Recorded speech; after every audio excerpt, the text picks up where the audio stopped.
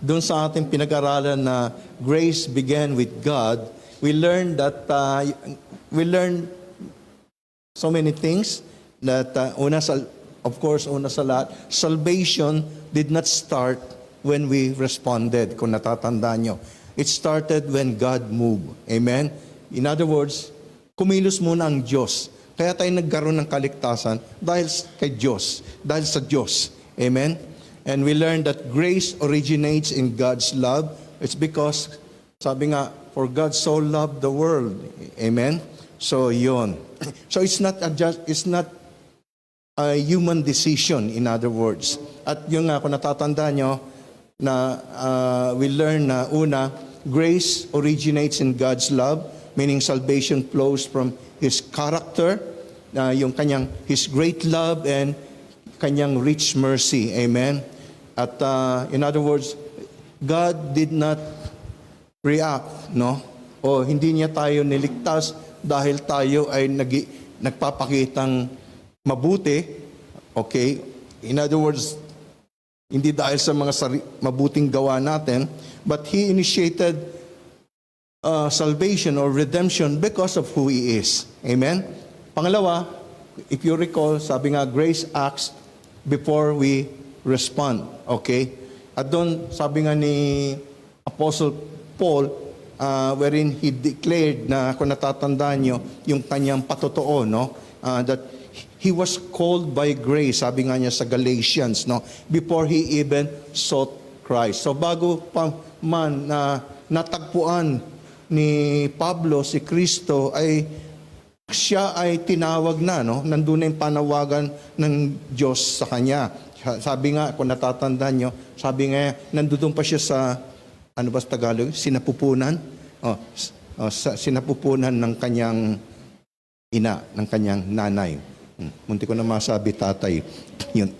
Okay. So, yun. So, even the desire to repent, yun ay, kumbaga, is being initiated by God. Amen? At ano pa? Pangatlo, sabi nga, grace interrupts our story. Lahat tayo, bago tayo nakakilala sa Panginoon, may kanya-kanya tayong takbuhin, hindi ba? Never did pumasok sa isip natin na, hindi, magiging kay Lord. Hindi, may kanya-kanya tayo. And then suddenly, God interrupted yung, sabi nga, yung ating storyline. Okay? At yun, nakita natin din sa buhay ni Pablo. Hindi siya pumunta sa Damascus para tagpuin si Lord. At alam natin yun, di ba? Ngunit nakita nga natin, lalo na doon sa Acts chapter 9, no, ay Christ confronted Paul. At ganun ang mga naranasan natin. No? Kinonfront tayo ni Lord. He revealed Himself.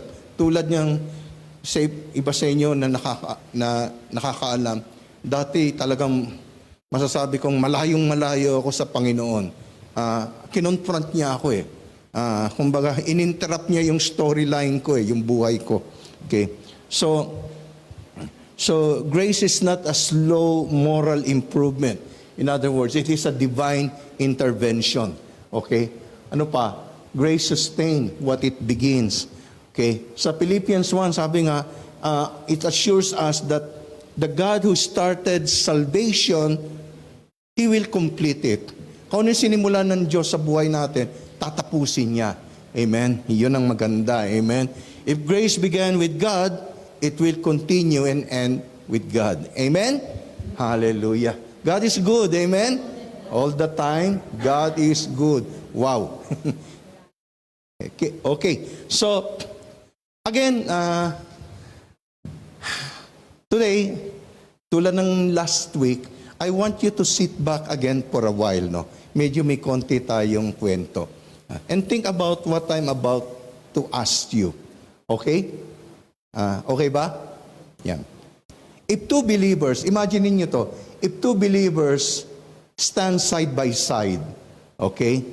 One grew up in a church, okay? The other came from a destructive background, okay? Merong ganun, di ba? Pinanganak ka, talagang dala kasi ng mga magulang natin. Kaya basically sabi nga, Halos na, kumbaga, doon ka na sa church pinanganak, ika nga, o lumaki, ganon. So and the other came from a destructive background. Ang tanong, who has more reason to boast? Sino sa tingin mong mas, merong pwedeng ipagmalaki? Okay. Sagutin lang yung sarili nyo, ha? So, yon. Next, yun nga, if one has served faithfully for 20 years, no? And another came to Christ last year, okay. Sino masasabi mo who has earned more spiritual credit? Ika nga. So, yun. Now, bakit ko nababanggit to? Because the point that I'm trying to drive at is this. If salvation is even slightly connected to human achievement, comparison will never die. There will always be comparison. Ay, mas okay siya, no? Oh, mas mature siya sa Lord. Iba ganon? Wow, ano niya, talagang, biro mo, 1,000 verse na may memorize niya. Yung mga ganon, di ba? May comparison di ba? So kaya nga sa comparison will never die. You see, the human heart, yung ating puso, is wired to measure. Okay? Hindi ba ganun tayo? Laging, we try, actually, sa lahat ng aspeto even sa physical, mas gwapo naman siya. Kaya ngayon mga ganun, di ba? So, laging nandun yung meron tayong mini-measure. We try to measure someone, either we try to measure it with somebody else, or we try to measure it against us. Di ba? Ganon. So, we're wired to measure. Yun na nga. Tulad ng sabi ko, minsan yung sino mas gwapo, ganon. O, lalo na sa mga nagtatrabaho, no? Sometimes we compare salaries. Buti pa siya, laki na sweldo niya kaysa sa akin. Di ba yung mga ganon? We try to measure or compare accomplishment, mga achievements, di ba? Or sometimes even education, di ba? Ano bang tinapos niya? Yung mga ganon. Nagkakaroon ng mga comparison. Or even spiritual disciplines. Okay? Dahil tumatayo, mas magaling siya, mas spiritual siya kaysa sa akin. May mga ganon di ba? Yung mga ganong comparison. Now, if we are not careful, yun na nga, we compare righteousness. That is, sinong mas righteous. Minsan ganon, di ba? But the gospel, one thing na I want to tell you now, the gospel was designed to eliminate comparison. Yan ang talagang ni Lord. The gospel was designed para mawala ang mga comparisons. Okay? Sa mga anak ng Diyos. Paul builds his argument doon sa kanyang letter to the Romans, not merely na para to show how sinners are saved, no? But, kumbaga, para matapos na yung mga kayabangan o mga pagmamalaki. Okay? Yon. Grace does not just rescue, no? Hindi tayo lang niligtas, no? Kundi grace removes the ground for boasting. Tinatanggal din ng grace, no, yung pagmamalaki natin o yung pagyayabang. Okay? Kaya nga today, I want to talk about grace silences boasting o yung pagmamalaki, which is taken again from two scripture passages. The first one is Ephesians chapter 2. Alam niyo to, Ephesians chapter 2 verses 8 to 9. Okay, na sabi nga, for it is by grace you have been saved through faith. And this is not from yourselves, okay? It is the gift of God, not by works, so that no one can boast. Okay. By the way, what I'm sharing with you is what is actually biblical grace. Hindi ko yung mga napapanood nyo sa YouTube o yung mga minsan naririnig nyo sa mga teaching ng iba, no? This is biblical grace, no? Just to give you a very, Kung titignan nyo dito sa verse na to, alam natin kung ano yung grace na base sa mga naituturo sa atin in the past. Pero kung titignan nyo, bakit nabanggit pa rin yung word na gift? Na obvious naman ang grace is gift. Kaya ako sinasabing biblical grace because it's how, ganito kasi, as I said before, we used to look at grace, no, based on Western Christianity interpretation or based on modern Christianity interpretation.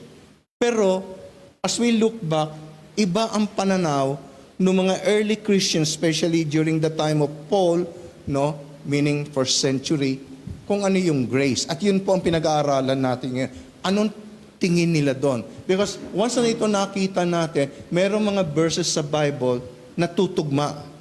Okay? Lalo na yung Romans chapter 6. Yun. Okay? So anyway, so yan. And the second passage naman, medyo mahaba-haba. Romans 3:21-28. Sabi nga nito, but now apart from the law, the righteousness of God has been made known, to which the law and the prophets testify. This righteousness is given through faith in Jesus Christ to all who believe. There's no difference between Jew and Gentile. Verse 23, for all have sinned and fall short of the glory of God, and all are justified freely by His grace through the redemption that came by Christ Jesus. Okay, verse 25, God presented Christ as a sacrifice of atonement through the shedding of His blood to be received by faith. He did this to demonstrate His righteousness, because in His forbearance He had left the sins committed beforehand unpunished. Okay, verse 26, He did it to demonstrate His righteousness at the present time, so as to be just and the one who justifies those who have faith in Jesus. Verse 27, where then is boasting? It is excluded. Because of what law? The law that requires works? No, because of the law that requires faith. For we maintain that the person is justified by faith apart from the works of the law. So just a brief background, many of you alam na rin to. The letter to the Ephesians was written by the Apostle Paul, again, sometime 60-62 AD under Emperor Nero, ang panahon na yon. Okay, while he was in prison. It was addressed to the believers in Ephesus, and most likely also itong letter na to was circulated among the churches sa Asia Minor. The structure of Ephesians, alam na rin ninyo, basically chapter 1 to 3 doctrinal, chapter 4 to 6 practical. Okay, remember this? Okay, and chapter 2 begins by reminding believers that they were dead in transgression. Okay, pagpasok ng verse 4 to 7, sabi doon that we've been declared divine intervention, and verse 8 to 9 basically summarizes the mechanism of salvation. The passage reveals Paul's intention that grace is structured to eliminate pride. Okay? So, yun ang ni Pablo din. The letter to the Romans naman was written around 57 AD during Paul's third missionary journey while he was still in Corinth. Okay? And, sabi nga nila, yung maganda itong Romans na it is Paul's most systematic theological letter. Okay? Kaya sabi nga nila, si Pablo daw nagsimula ng systematic theology. Okay? Chapters 1 to 3 builds a universal indictment. The Gentiles are guilty, the Jews are guilty. In other words, all have sinned. Okay? And then comes chapter 3, verses 21 to 28, which is the turning point of redemptive history. Dito, Paul moves from condemnation to justification, from guilt to grace. And then, nagtanong si Pablo. Pagpasok sa verse 27, nagtanong ng si Pablo, sabi niya, where then is boasting? San, yung nga, yung pagmamalaki o pagyayabang. Ang sabi niya, it is excluded. Yun. Excluded.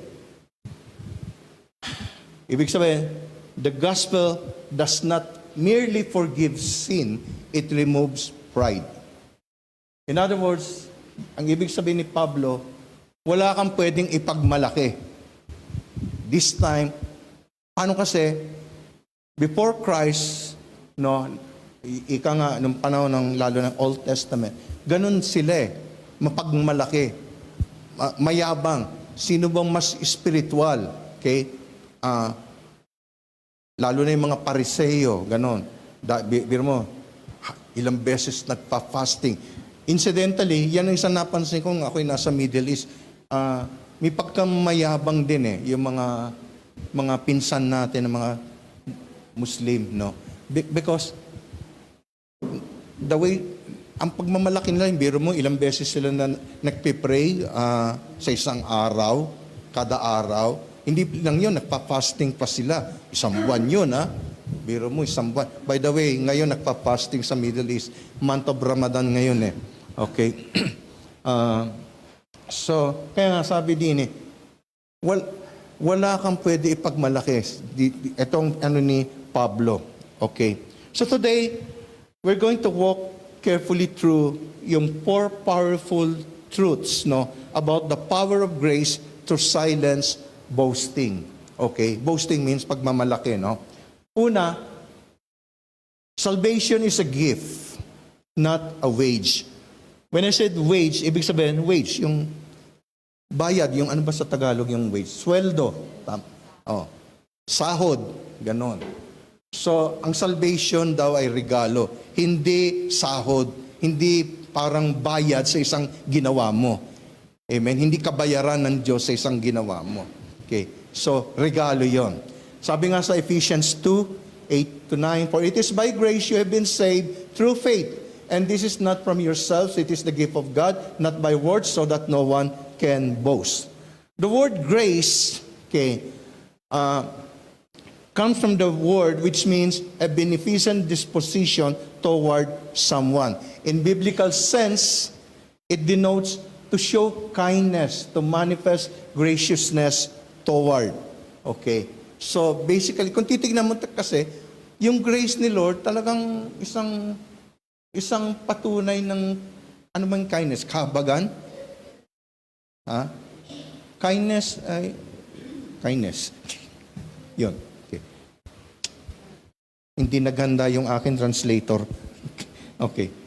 So, grace is not a response, to something we do, or it's not a response to something of value. Okay. It is an expression. Okay. It is an expression of generosity flowing from the giver. Okay. Sino yung giver? Walang iba kundi ang ating Panginoong Diyos. Grace is given without regard to the worth of the recipient. In other words, binibigay ito ng Diyos yung grace na walang pagsaalang-alang sa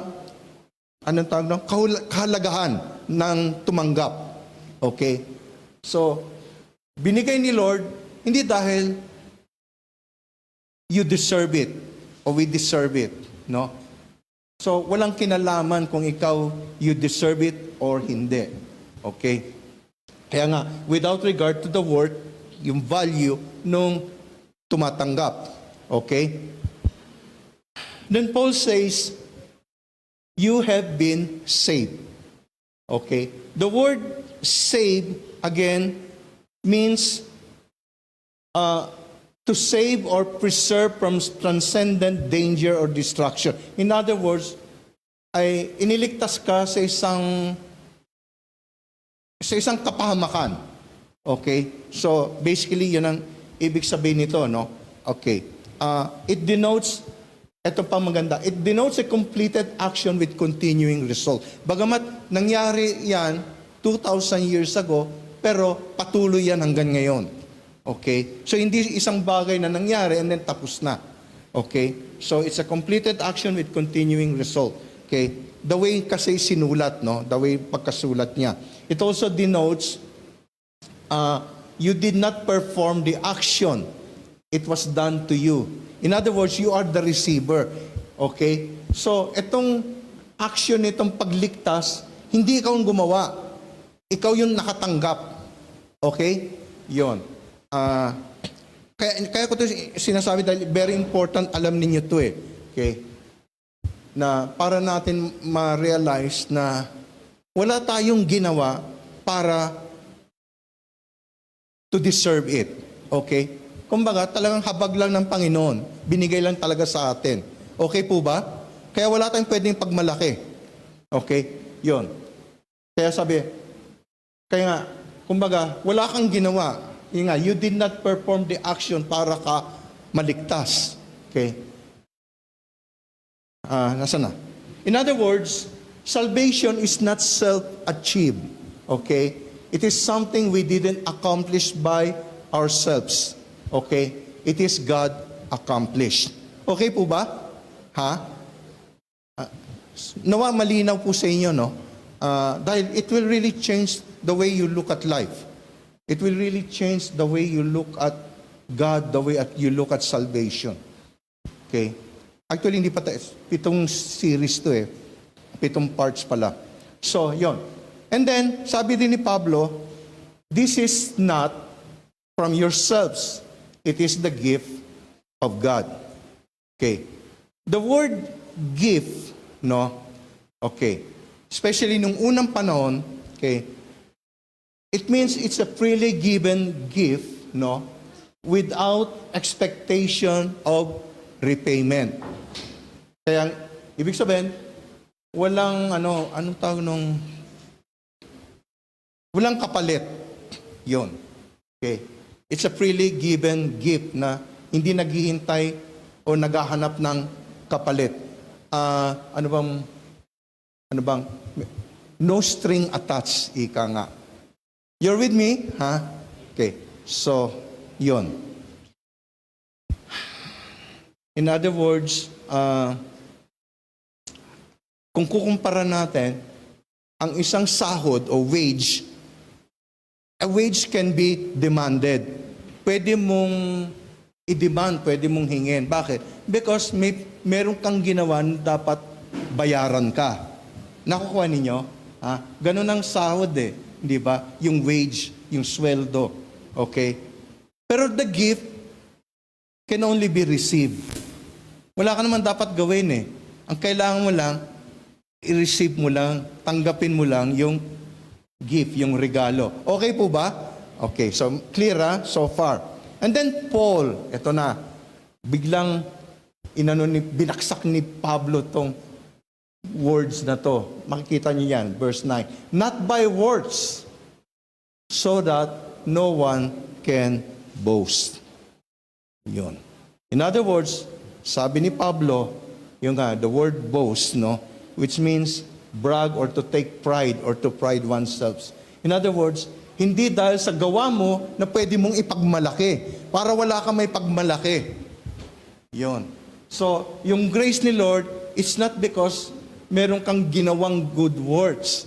Okay? It's not good words para wala kang may pagmalaki. Amen? Clear? So, yon. Paul structures salvation in such a way na yung human boasting, yung ating, minsan yun ang natural ng tao eh. Mahilig tayong magmalaki. Okay? So, ginawa yan ni Pablo, isinulat niya to in such a way para makita natin na yung pagyayabang o yung pagmamalaki ay sa ano ng Lord, sa plano ng Lord, wala yan. Okay? Inaalis yan ni Lord. Okay? It has no place in God's salvation. Amen? Okay. So, yon. If salvation, come to think of it, no? If salvation will ay na-earn, no? Ano ba yung pride would survive eh. Magkakaroon ng pride, no? Magkakaroon ng comparison. Okay? So kaya nilinaw yan ni Pablo.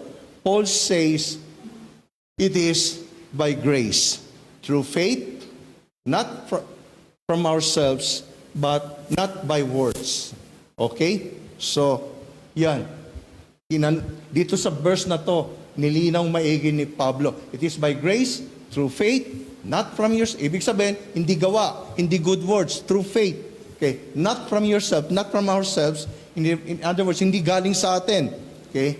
Not by words, hindi dahil may ginawa tayo.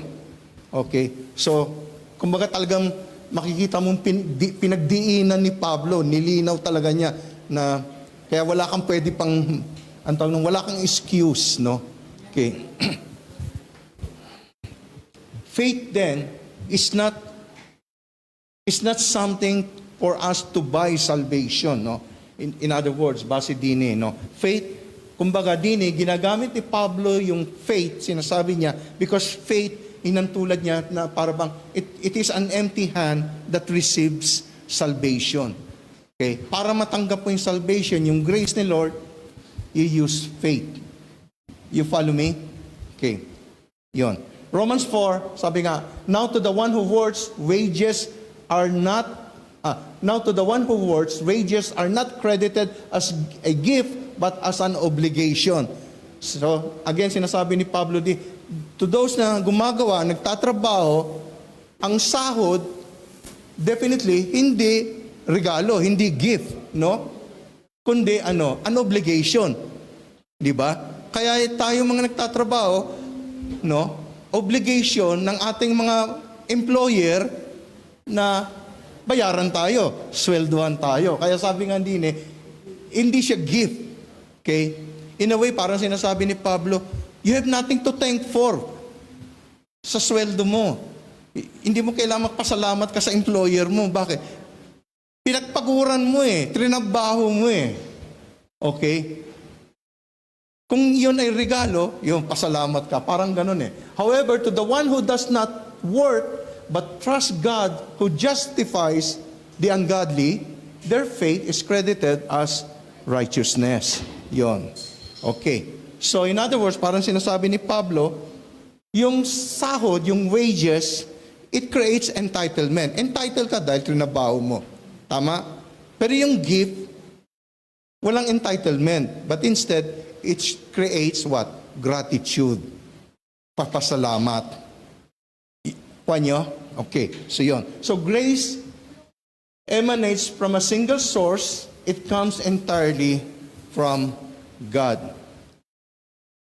So, imagine mo, imagine natin to, etong isang tao, a drowning man being pulled and rescued. Okay? So, yon nakita niyo yung lubid, inano sa kanya para maligtas siya. Think about this. If that person, yung taong yan, dinadahilan niya, kaya hindi siya nalunod dahil dun sa lubid, what do you think? I believe, hindi niya naintindihan yung pagligtas sa kanya. Bakit? Because hindi naman yung lubid ang nagligtas sa kanya Ang nagligtas sa kanya, yung tao diyan, yung rescuer na nagbato ng lubid sa kanya. Nakukuha ninyo? So, yun. So, yung paghawak niya doon sa lubid, yun ang respond niya doon sa pagligtas sa kanya. Okay? Nandiyan yung tao, yung magliligtas, yung rescuer, tinapon sa kanya yung lubid, yung paghawak niya doon, yun yung kanyang respond doon sa pagligtas sa kanya. In other words, hindi yun ang dahilan o cause ng kanyang kaligtasan. Nakuha ninyo? Okay. Kaya ko ito nababanggit kasi because sometimes, many of us, ganun ang tingin. Ganun ang tingin sa ating salvation. Okay? Kaya nga, we should stop negotiating with God as if we are paying installment towards our salvation. Minsan ganun tayo, hindi ba? Lord, talagang pangako ko, Lord, na mula ngayon, hindi ba, ganito nang mga gagawin ko. Di ba? Mananalangin na ako, Lord, mula ngayon. Mula ngayon, mananalangin na ako. Amen. Bago ako matulog, ganun. Bago ako kumain, mga ganun eh. Minsan, pupunta na ako sa church. So parang ganun na nangyayari, no? As if we're paying installment para binabayaran natin. Unti-unti natin binabayaran yung ating kaligtasan. We need to stop comparing yung ating obedience to someone else's struggle. Minsan ganun din tayo, no? Kino-compare natin.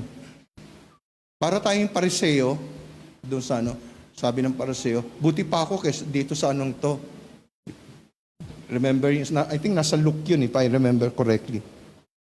Yung the Pharisee and the tax collector, yun. We should stop measuring our spiritual life as if we are earning points. Kung minsan ganun tayo, hindi ba?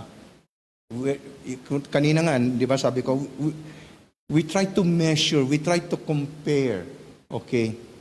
Yun. Remember po, grace are grounded in the generosity of the giver, not the worth or stability of the receiver. Okay? Amen? So, yan ang isa pong dapat nating natatandaan, no? Dahil sa habag loob ng ating Panginoon Diyos. Okay? Hindi dahil pinagpaguran natin, hindi dahil trinabaho natin yung kaligtasan natin, okay, na nakakalungkot nga dahil magmamahal na araw na marami na namang ganun gagawin na as if para bang tatrabahuin nila yung kanilang kaligtasan para sila ay patawarin kung ano nung gagawin, no? Yan yung magpapapako sa cross. Ganon. Yan. Yung nga minsan na ano ko every Holy Week may ganon ginagawa. Inaano daw nila si Kristo, ginagaya. Kaya lang sabi ko, kung talagang ginagaya nila si Kristo, may mali doon sa ginagawa nila eh. Tama yung pagpapapako. Pero sabi rin sa Bible, anong ginawa kayo? Sinibat si Kristo din eh. Ayun ang hindi nangyayari. Hindi ba? Tapos hindi sila nililibing. Oh. Kaya may problema doon sa ginagawa nila. Hindi ba? Dapat, kung yan palang, tsaka ano, dapat nagsasalita sila ng 7 last words. Yun. Okay. Tsaka yung pakong ginagamit, ano lang eh. Anong tawag doon? Yung ganito kahaba na, may tawag doon eh. Hindi, ang talagang tunay na pakong ginamit noon, unang panahon kay Kristo, ganito eh. Ganito kakapal. More or less, ganito kakapal. Hindi ba yung mga ginagamit, mga ganito lang kakapal, yung daliri natin, yung mga ginagamit ngayon. So, may mali pa rin. Okay. Tsaka hindi sila papapako dito eh. Nung panahon na yan, pako dito eh. Alam niyo kung bakit? Dito? Ha? Dahil dito kasi, hindi ba, anong tawag doon? Sirwi mo eh. As medicine. Dalawang bones yan eh. Yung gitna, oh. Paano kasi pag dito, malambot ito, pwedeng mapunit yun, mapunit. Yun. Kaya dito ang pako. Actually, yung ginagawa nung unang panahon, yun, pinag-aralan ko kasi ito, nag-research ako eh. Paano yung crucifixion ng first century. Hindi lang pako, meron parang kahoy na nilalagay doon. Para siguradong, paano kasi, hindi lang para mapunit, no? Kundi, pag wala yung kahoy na yun, pwedeng yung pako, pag gumanon, matanggal. Yun. Okay. So, meron silang parang kahoy na nilalagay pa dito. Okay. Nasaan na tayo? Yun. Hallelujah. Okay. Dali nawala na tayo. Yun. So, pangalawa, words cannot justify. Romans 3:20, therefore no one will be declared righteous in God's sight by the words of the law, rather through the law we become conscious of our sin. Okay. Bini, yung phrase na declared righteous, no? Ang ibig sabihin nito in the original text, no, is to justify, to declare righteous in a legal sense. Okay. In biblical sense, it means, it refers to cause someone to be in a right relationship with someone else. Okay. So yun ang inano ni Pablo din, yung paggamit niya ng mga words na to, no? In other words, Paul says, no one will be justified by works of the law. Okay? In other words, hindi ka pwedeng i-declare righteous ng Diyos o justified because sa mga mabubuti mong gawa. Okay? Natatandaan pa ba ninyo yung una natin pinag-aralan sa Isaiah? Okay? Yung Isaiah 64:6, yung even yung ating pinaka-righteous act ay sabi nga, filthy rags, no? So, yon. Okay po? Okay. Ako'y nininervyos sa inyo, tahimik kayo. Okay. Isa lang sa dalawa, either kinig na kinig kayo. Wala kayong naiintindihan. Okay. Okay. So no one will be justified by the words of the law. Yun ang ni Pablo. Yun yung kanyang, kanyang tinuturo. Because the law, bakit sinabi? Ganun kasi ginagawa natin ngayon, di ba? Sinusunod ko yung 10 Commandments ko, hindi ba? Lalo na pag nag-share tayo, okay ako. Sinusunod ko naman yung kautusan ng Diyos di ba? Pero makikita natin, sinasabi ni Pablo, hindi ka pwede i-declare righteous by the words of the law. Bakit? Because the law was never designed by God to justify us. Okay? Yun ang problema. Minsan, tinuturo sa atin, kailangan sundin natin ang kautusan. But don't get me wrong, hindi ko naman sinabi wag natin sundin. Hindi yun ang ibig ko sabihin. Ang ibig ko sabihin, because ginagamit natin ang batas para to earn salvation. Okay? Na hindi yun ang purpose ng batas. Okay? The law was never designed to justify us. The law was designed to reveal. Para ang batas, ginawa ng Diyos para merong pinapakita, merong nire-reveal. Ano ba sa Tagalog ang reveal? Pakita. Okay. Merong ihayag o pakita. Okay? Ano yun? The law exposes sin. Okay. Yun. Okay. Yun. Through the law, we become conscious of our sin. Yun. Yun ang purpose ng batas. Para makita natin ang sarili natin, na talagang tagtad tayo ng kasalanan. Okay. Makita natin na we're not even close doon sa batas, sa standard. Because yung batas ng Diyos, yun yung standard niya. Okay? Yun. Kaya nga sabi sa Romans 7, but it was the law that made me know what sin is. Okay? Kaya nga, dahil we need to stop trying to impress God. Na ganun ang ginagawa natin We try to impress God with our mga spiritual accomplishment. Sinusunod ko yung 10 Commandments. Di ba ganun? You're trying to impress God So, here, pinakikita sa atin, let's stop trying to impress God. Amen? Sa mga spiritual accomplishment natin. Lalo na, ako, paladasal ako. Yung iba naman, nagpa-fasting ako, ganun. O, yung mga reasons na yan, Okay. Let us remember, our standing before God was never built on our good words or performance. So, yan pong isang kailangan maging malinaw sa atin. Our standing before God was never built on our good words or performance. Walang kinalaman, hindi dahil sa merong kang ginagawang mabuti or what, o sinusunod mo yung batas or what, Okay? So it is not built on our good words. Okay? So, pangatlo, Christ alone is our righteousness. Romans 3, sabi doon sa Romans 3, 24-26, okay. And all are justified freely by His grace through the redemption that came by Christ Jesus. God presented Christ as a sacrifice of atonement. Tapos pasok tayo sa verse 26. He did it to demonstrate His righteousness. Okay.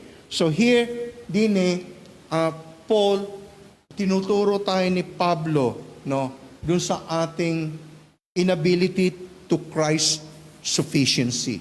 Pinakikita ni Pablo yung kakulangan natin, no, at tinuturo niya tayo dun sa ni Kristo. Okay? Kaya nga, sabi sa verse 24, justified. We are justified freely. Take note, the word freely. Okay, yan. It denotes, anong ibig sabihin nun? It denotes without cost, as a free gift, without paying. Okay? So, ang justification natin before the Lord, hindi dahil sa mabuting gawa natin. It is freely given. Okay? Wala tayong dapat gawin. Okay? Hold on So, kaya nga, in its biblical sense, sabi nga doon, it denotes unmerited generosity. No? Wala kang dapat gawin para ma-receive mo yung kabagan loob ni Lord. It does not mean cheap, it means undeserved. Okay, yon. Hindi karapat-dapat sa atin. Then Paul says, yon, by His grace. So we're justified freely by His grace. So it's a divine generosity flowing from God's beneficent disposition. Yung dala ng kindness ni Lord, yung kanyang mercy. Okay? I think last week we talked about yung God being rich in mercy, hindi ba? Yun. Okay. So yun. So, again, hindi pinakikita na justification ay hindi natin pwedeng ikumpara sa human worth, no? In other words, it contradicts basically. It contradicts yun. Hindi dahil worthy tayo o we deserve it, kundi wala. Because we're not really worthy, pero nandiyan pa rin. Binibigay ni Lord yung justification na yan. We are being justified freely. Amen? Okay. Yeah. So, and then Paul introduces the word redemption.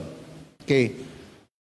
It means, release from a captive condition or deliverance. In other words, captive tayo eh. Ano ba sa Tagalog yung captive?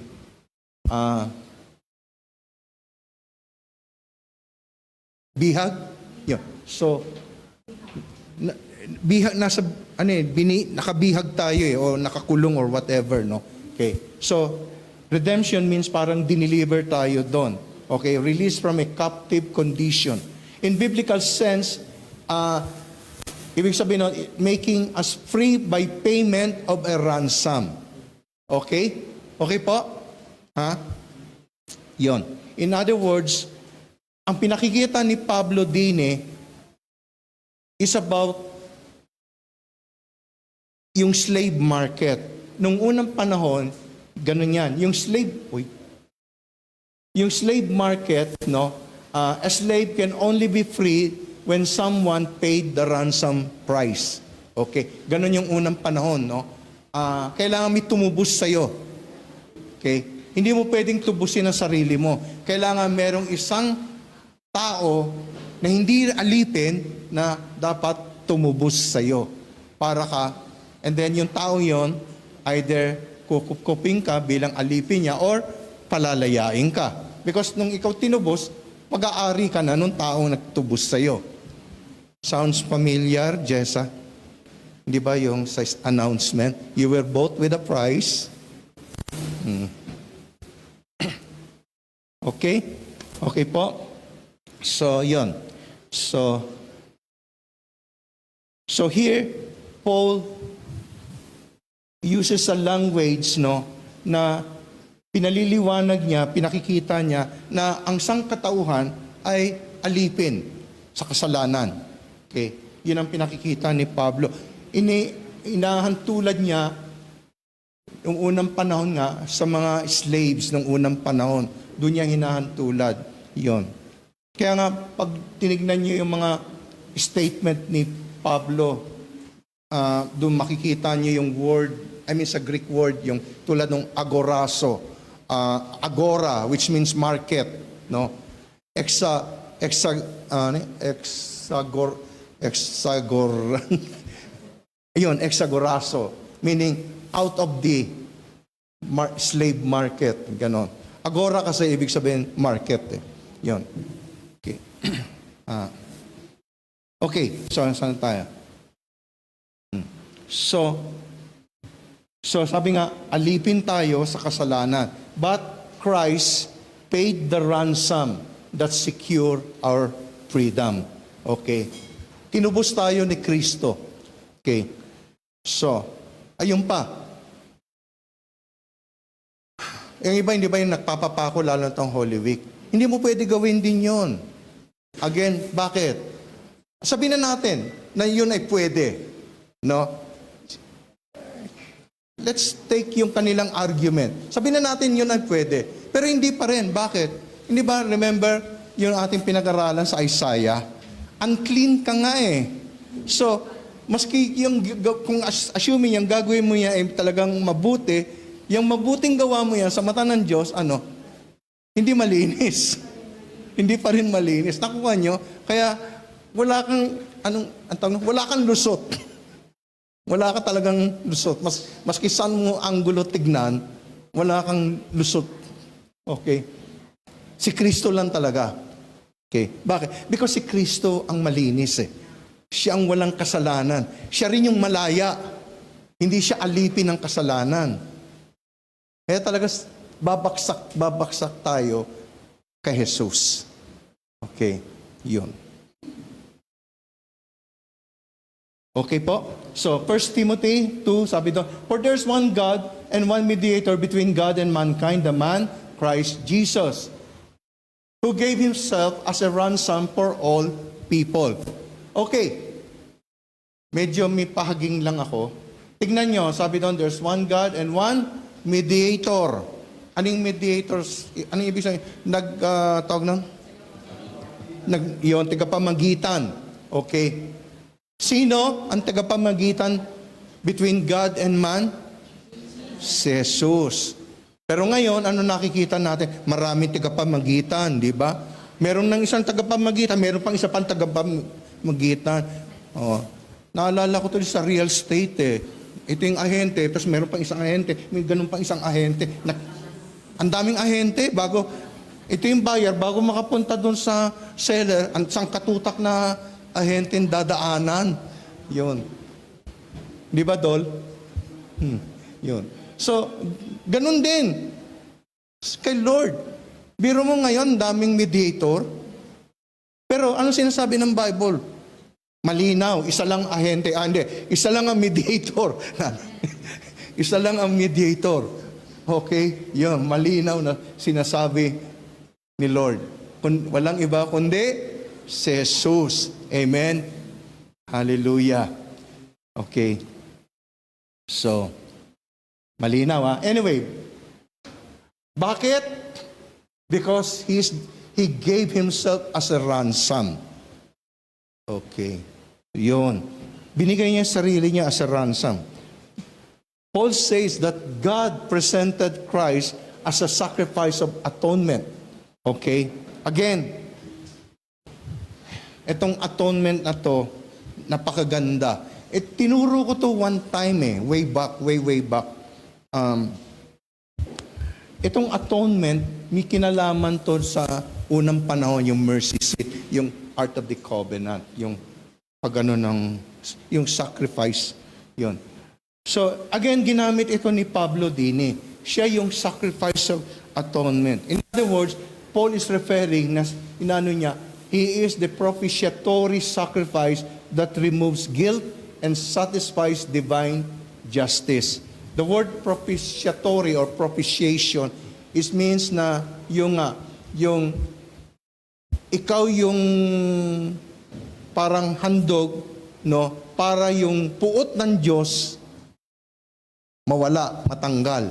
Okay, kaya nga si Jesus ang handog para yung puot ng Diyos. In other words, imbis na tayong makatanggap ng puot ng Diyos, si Jesus ang tumanggap noon. Okay? So, yun pong ibig sabihin yan. Okay? Kaya, through Christ, through Christ's death, God's justice is upheld and His mercy is extended.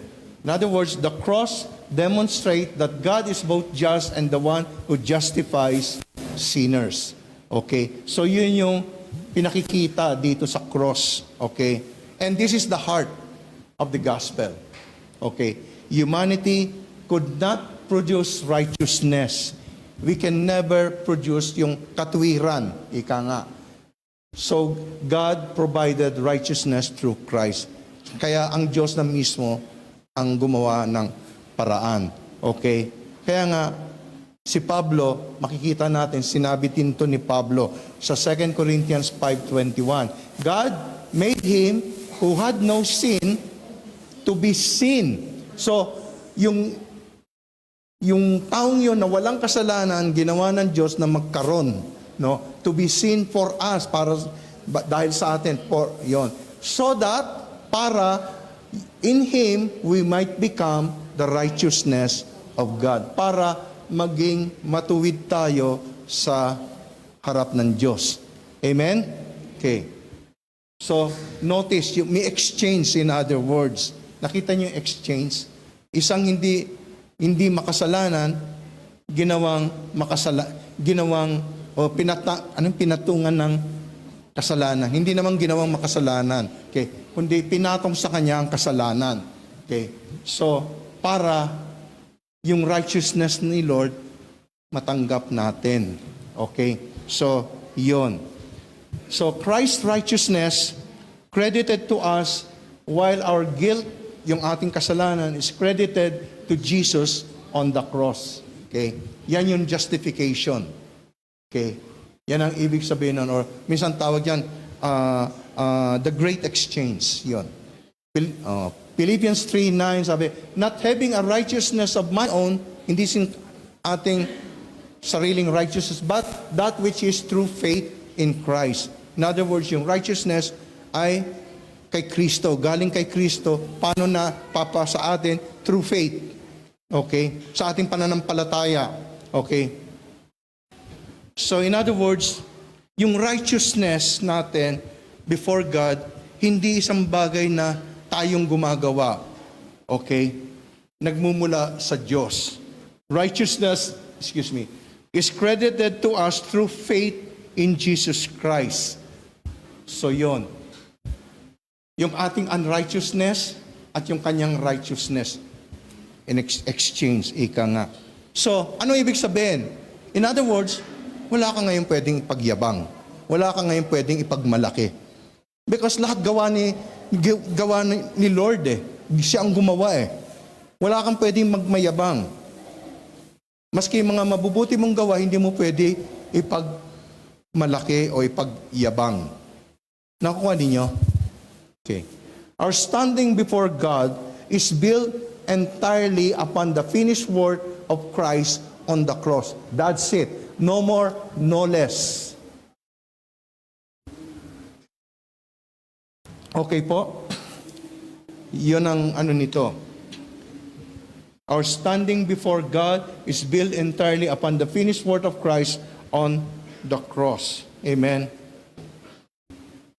In other words, if Christ is our righteousness, then wala tayong pwedeng ipagmalaki. Lahat ng our confidence hindi dahil sa sarili nating gawa o mabuting gawa, kundi it rests entirely on God. Amen? Kaya wala tayong pwedeng ipagmalaki na gawa natin. Okay po? Yun. So, hindi mo pwede sabihin na mas kung ikaw manalangin, ano ka manalangin, mataimtim ka manalangin, hindi mo pwede pagmalaki yan, hindi mo ganon. Okay? So, dini pinakikita na anuman yung kalagayan natin spiritually, ay lahat ay dala ng habag ng Diyos. No? Yung ating acceptance before God is not because tayo gumagawa ng mabuti, okay, kundi because of the grace of God. Our standing before God is anchored in Christ's righteousness. Okay? Ang iba sa inyo, alam ko meron na nasa isip nyo, pero just hear me. No? Itatakil din na, alam kong iba sa inyo, does this mean na pwede na akong gumawa ng kasalanan? Hold your horses, sabi nga. Hindi yun ang ibig sabihin ni Pablo. Okay? Darating tayo dyan sa point na yan. Okay? Inuunti-unti natin. Our salvation does not depend on our ability to maintain a perfect spiritual record, kundi it rests on the perfect righteousness of Jesus Christ. Okay po? Yan. Okay. Next, boasting is excluded. Yan, pasok tayo dyan. Romans 3. Sabi din sa Romans 3, where then is boasting? Anong sabi? It is excluded. Sinasabi ni Pablo, walang boasting, excluded. Okay? And then, ang tanong uli ni Pablo, because of what law? Anong basis na sinasabi mong excluded? Kaya sabi niya, because of what law? The law that requires words? Kung ba si Pablo nag-ano siya ng argument din no? Ano sabi niya? No. Because of the law that requires faith. So, again, sinasabi ni Pablo, it is excluded. Yung boasting. The word excluded, basically, well, it means shut out, lock out, no? Make no room for. In other words, wala talagang pwede kang ipagmalaki. Ni katiting, wala kang pwede. Okay?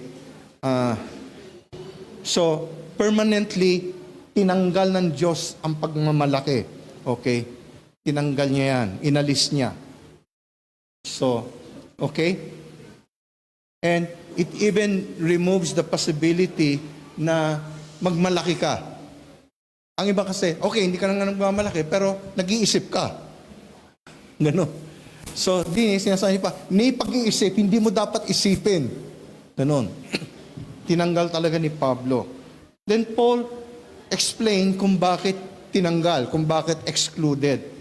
Yun na nga, sabi, yun, yung tanong niya, because of what law? The law that requires words?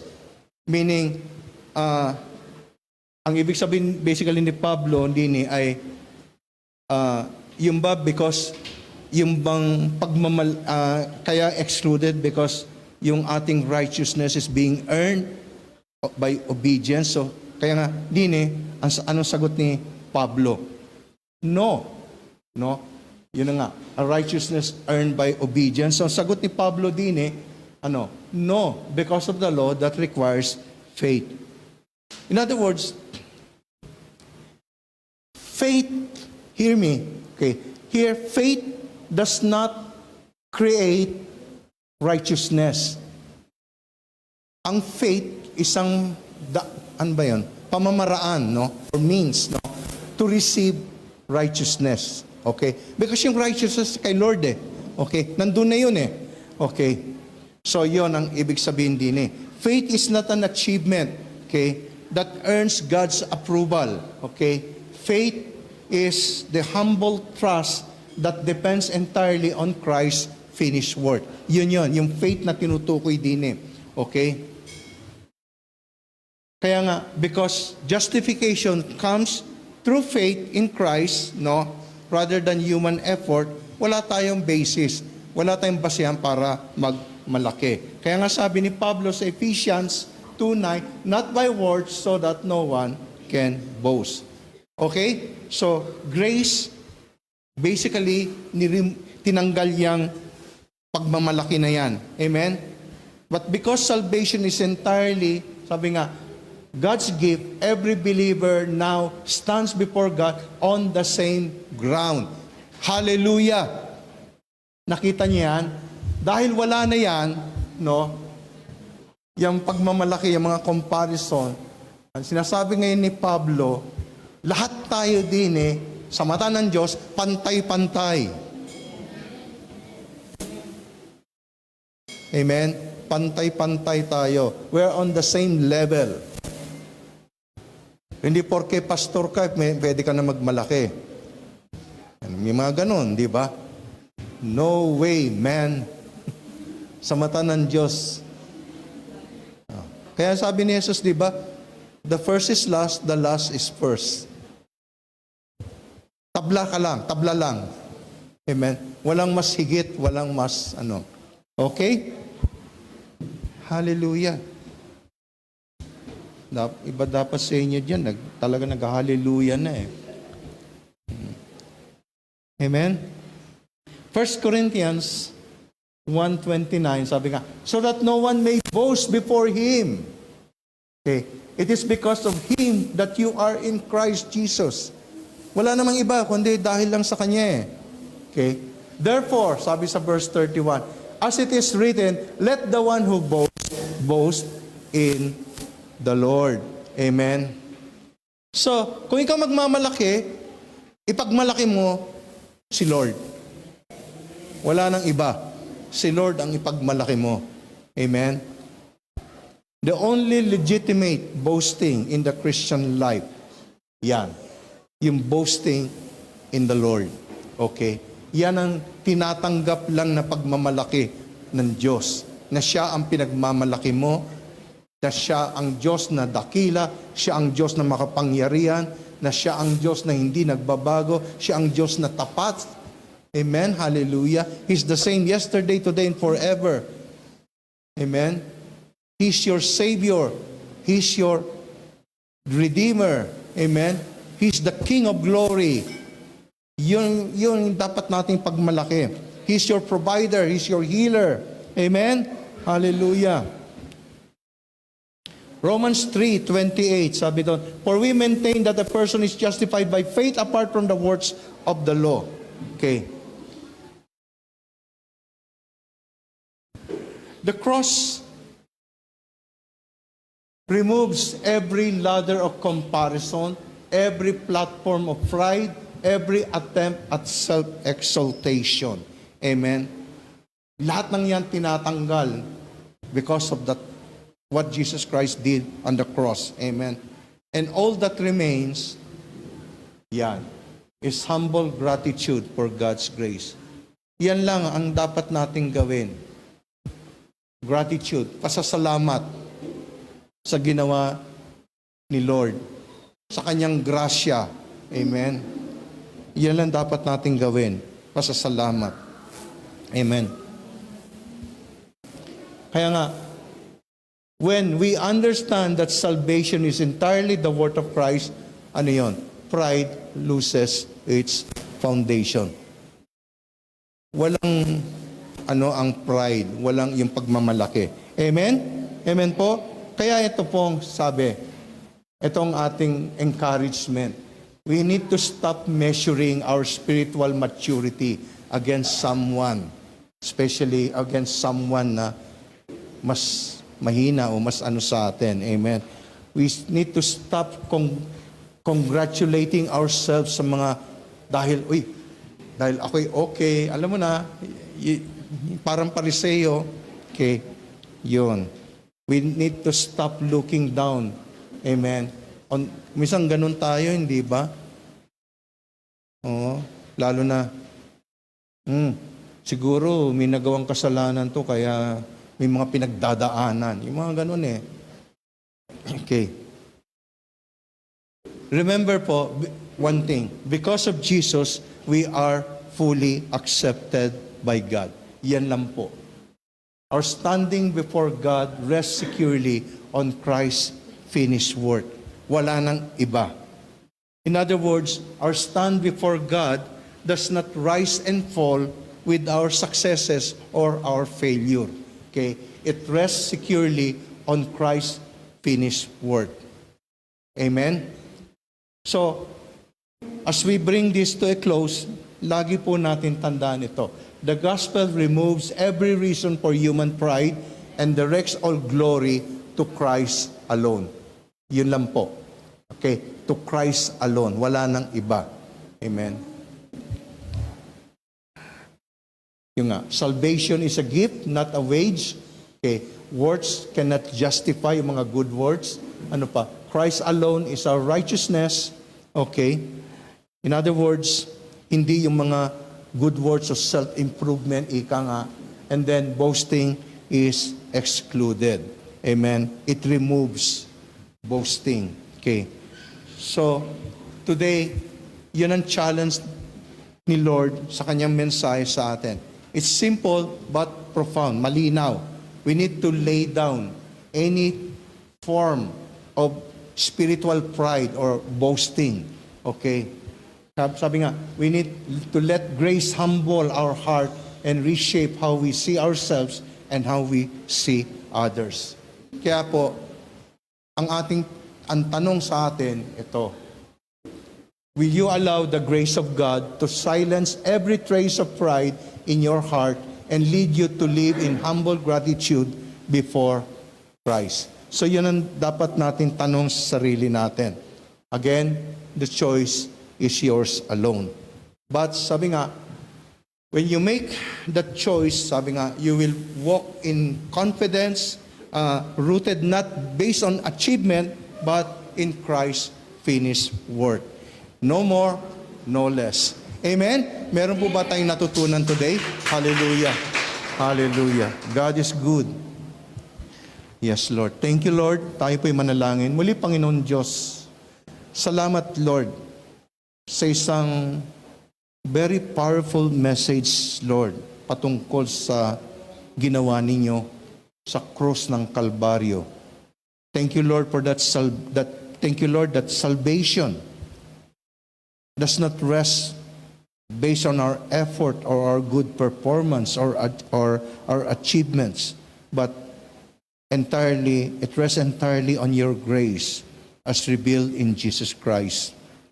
Lord, we confess that pride at times can quietly enter our hearts, causing us to compare ourselves, Lord, with others or to trust in our own righteousness, O God. Forgive us for the times that we have allowed self-confidence to replace humble dependence on you, Lord. Lord Jesus, we acknowledge that you alone, and you alone, Lord, are our righteousness. You alone paid the price for our redemption, and you alone deserves all the glory. Teach us, Lord, to live with a heart that boasts only in the cross of Jesus Christ. Remove any spirit of comparison and replace it with humility, gratitude, and compassion for others. And may our lives point not to our achievement, but to the greatness, to the richness of your mercy. And may everything we do bring honor and glory to the mighty name of our Lord Jesus Christ. In Jesus' name we pray. Everyone says, Amen. Amen. Hallelujah. God bless you po.